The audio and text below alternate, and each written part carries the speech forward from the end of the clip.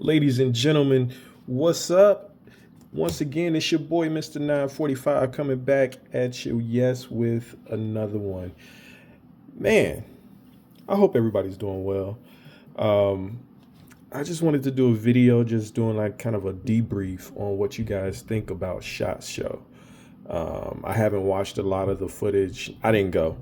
I'm not that big. I'm not that type of channel or whatever that can be fortunate enough to go to SHOT Show. But I do appreciate all of the other gun tubers, gun channels out there, YouTube channels out there that was covering a lot of the content for those of us that could not go.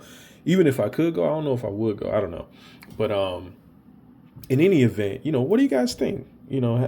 I haven't watched all of the content yet because there was a lot. But of what I saw, um, I was somewhat disappointed, I guess. I mean, I expected a little bit more innovation to come out. I saw a lot of stuff that was budget friendly, which I love. I'm always going to be a fan of low budget, high value products. So I saw a lot more manufacturers making budget varieties of like 2011s, which is kind of what I anticipated was going to be the theme this year. So budget varieties of the double stack 1911s or 2011s. So I saw a few of those. Glock clones, more manufacturers are actually doing Glock clones. Yeah. But let's see. I didn't really see a lot of innovative stuff, but I haven't seen everything though. So that's why I wanted to do this video, just to kind of, keep the conversation going in the chat to see what you guys thought that was pretty cool. I actually have a few things that I remember that I saw during some videos that were cool. And I think as far as like, if I had to put a winner on like who had the best presentation of products or whatever, it would be Palmetto State Armory.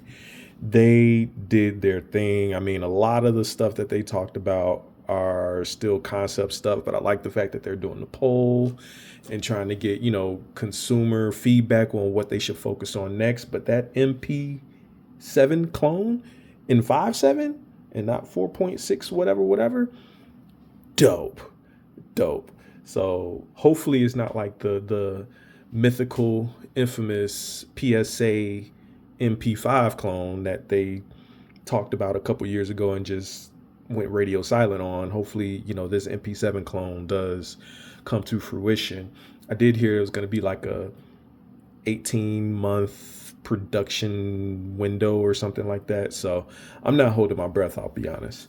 But I think that was dope. They got the, what is it, the saber dagger stuff that they're talking about, which is kind of the Gucci'd up daggers. The compact Rock 5.7.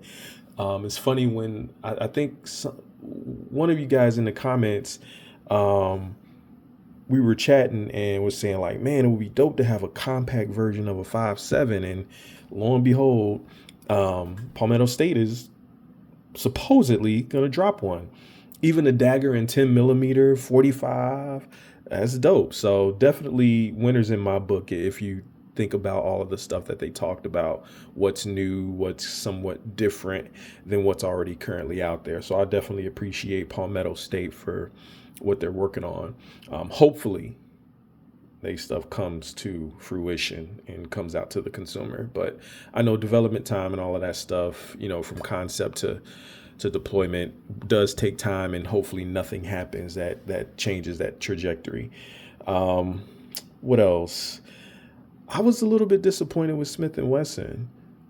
I know they dropped that 1854, 1874, whatever the lever action is, but that's all they announced. They didn't announce anything else. I mean, unless you guys have heard of something else, I was really hoping for something else like a Smith and Wesson 2011 or 2311, what, a double stack 1911, maybe a metal frame shield or something like that. I don't know, but I was hoping for them to announce something other than the two lever action guns that they announced. So we'll see. I mean, it's still early in the year, of course, and this is just the tip of the iceberg. There's a couple of other gun conventions or whatever trade shows that's going to come up throughout the first half of the year. So there's definitely the opportunity to drop something else. And most of these manufacturers don't mention everything that they're going to drop at SHOT Show. They, give a little bit and then they drop some other stuff throughout the rest of the year. But man, what else did I like?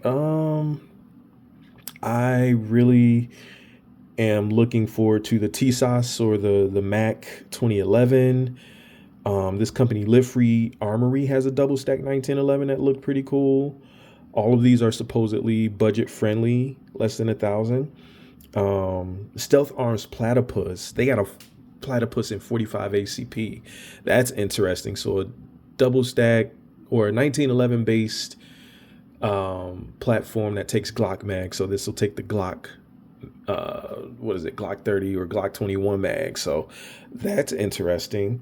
I know this is like a custom build your own thing, so I don't know how much that's going to cost. But who else? EAA they're discussing dropping of officer size 2311.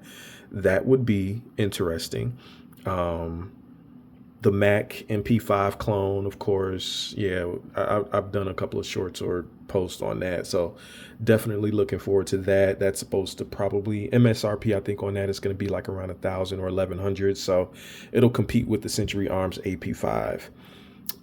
What else? Daniel Defense did that reimagination of the Hudson H9. So that looked interesting. I think it's like an all metal Glock size gun or whatever, but should be a lot of low recoil. Daniel Defense talked about a PCC in 9mm, but it's going to be pretty expensive. So, yeah. We talked about PSA. Oh, Glock. Everybody's wondering what Glock's going to do different, and they really didn't announce anything new and ground shattering or whatever, earth shattering. Glock 49 and the 20, whatever the new Gen 5 subcompacts are that I don't believe are MOS. I did hear that they did a Glock 19X with an MOS cut and a threaded barrel. That's interesting, I guess. So we'll see. I actually might look into that. What else? Strybog is dropping a 45 ACP version of their subgun. Canic did a mashup with Terran Tactical for that looked pretty dope, and it's supposed to be you basically getting a Terran Tactical done up Canic for roughly around about $1,000. I'm feeling that. So Strike Industries did some chassis stuff for like the P365. That seemed interesting. I don't know. I'm looking forward to this year to see, what else comes out.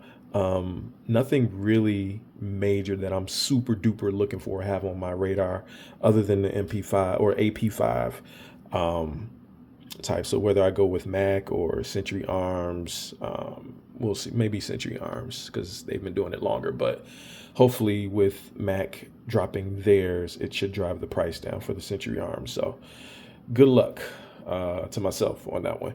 But yeah, so I just wanted to share that with you guys, see what your thoughts were. What were some of the things that stood out to you? What are some things that you guys are looking forward to?